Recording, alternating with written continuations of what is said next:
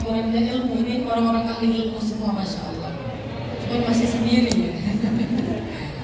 Teman-teman yang dirahmati Allah Subhanahu wa Ta'ala, sebelum kita belajar, ini bekal buat teman-teman semuanya ya. Nanti ketika teman-teman duduk dalam majelisnya Ustaz Ubaidillah, teman-teman duduk di dalam majelisnya para ulama, ini sebagai pembukaan, cobalah belajar ilmu dengan makna fikih.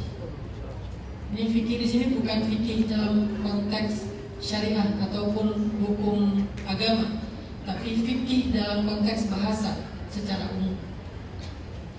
Ilmu itu yang paling tinggi tingkatannya namanya ilmu fikih. Sehingga orang yang mengerti suatu ilmu sampai mendalam disebut dengan orang yang faqih. Para ulama membedakan antara fikih dan faham. Mal farqu bainal fiqhi wal fahm? Apa bedanya antara faham dengan fikih? Al-fahmu, kata ulama, ma'rifatu ma'na lafzi. Faham itu cuma tahu makna dari satu ucapan, makna dari satu teks, makna dari satu kalimat. Itu namanya fahmun. Bahasa kita faham. Karena kita susah pakai F, jadinya paham. Ya, aslinya kan faham ya, tapi ejaan baru paham. Jadi al-fahmu atau bahasa kita al-fahmu, paham itu ma'rifatu ma'nal lafzi, ngerti makna kalimat.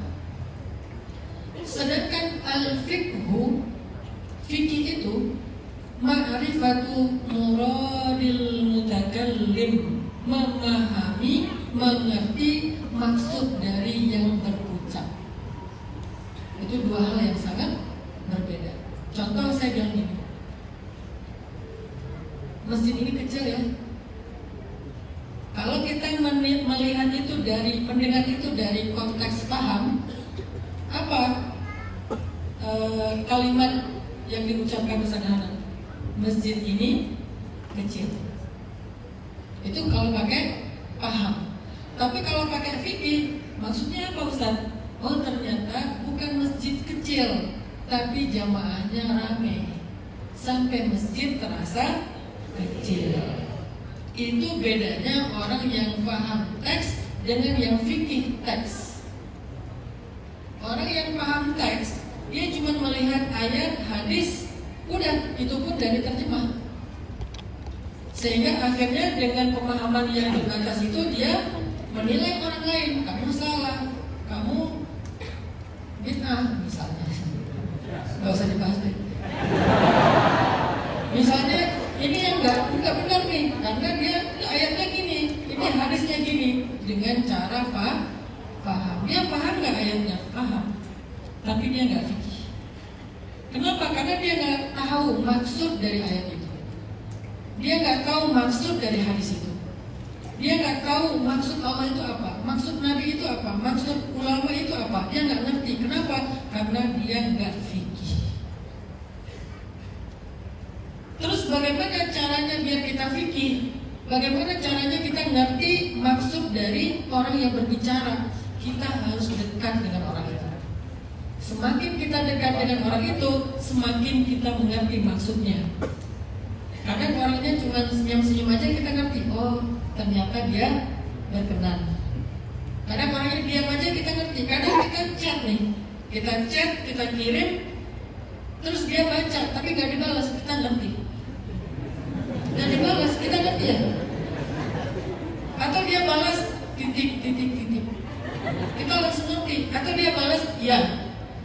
Iyanya dia itu beda antara iya pakai huruf besar semua, iyanya huruf kecil semua, iyanya huruf kecil titik, iyanya pakai ch, ya. Itu tuh beda-beda tuh. Makasih ya, oke.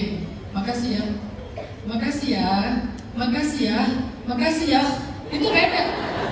Kita mengerti maksud dari yang berucap walaupun teksnya mirip-mirip. Kenapa? Karena kita tahu dia.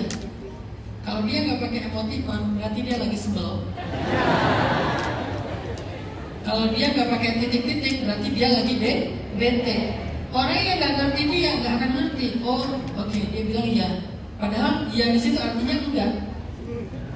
Makanya seorang suami harus fikih sama istrinya, baru jadi suami yang baik. Kan istrinya kalau ditanya kadang-kadang bilang terserah. Ya, kata terserah itu bukan gimana kita, bukan. Kata terserah itu males itu maksudnya. Kalau dia bilang yang kita kemana hari ini, terserah. Itu artinya aku lagi malas keluar, aku lagi bete sama kamu, soalnya kamu nggak peduli sama aku. Kan itu maksudnya panjang. Cuma satu kata, terserah. Tapi itu kalau ditafsirkan bisa 3 jilid buku syarah itu. Kenapa bisa gitu? Karena kita fikih. Makanya kalau kita pengen mengenal dan mengerti tentang Al-Quran, gak cukup membaca Al-Quran secara teks. Kita harus mendekat kepada yang menyampaikan kalimat-kalimat itu, yaitu Allah Subhanahu wa Ta'ala. Orang yang paling fikih terhadap Al-Quran, orang yang ahli ibadah, ahli zikir, ahli taubat, ahli tasawuf, maka dialah yang paling mengerti Al-Quran, karena dia taqarrub ilallah. Sedangkan orang yang cuma mempelajari Al-Quran secara ilmiah, secara akademik, lalu dia tidak menjalani suluknya para tasawuf atau orang-orang salikin, dia hanya paham Al-Quran, belum tentu fikih Al-Quran. Maka dari itu teman-teman, sebelum kita mendengar nasihat-nasihat ulama, baik dalam majelis ini ataupun dalam majelis-majelis para guru dan kiai kita yang lainnya, cobalah kita pahami bahwa mencari ilmu itu supaya fikih, bukan cuma paham. Bagaimana cara biar fikih? Kita dekat dengan para guru kita. Disitulah berlakunya khidmatus syekh, mulazamatus syekh. Khidmat kepada guru, mulazamah kepada guru. Jadi nggak cukup cuman duduk dalam majelis ilmu, udah gitu pulang ke rumah. Kalau kalian ingin belajar sampai ke level fikih, ngerti banget sebagaimana Abu Bakar, Abdullah bin Mas'ud dan para sahabat yang lain, maka kalian dengan guru itu nggak cukup cuma ketemu di majelis. Cobalah belajar mulazamah. Mulazamah itu membersamai. Kalau bisa berkhidmat, misalnya gurunya datang ke majelis, kalian yang berkhidmat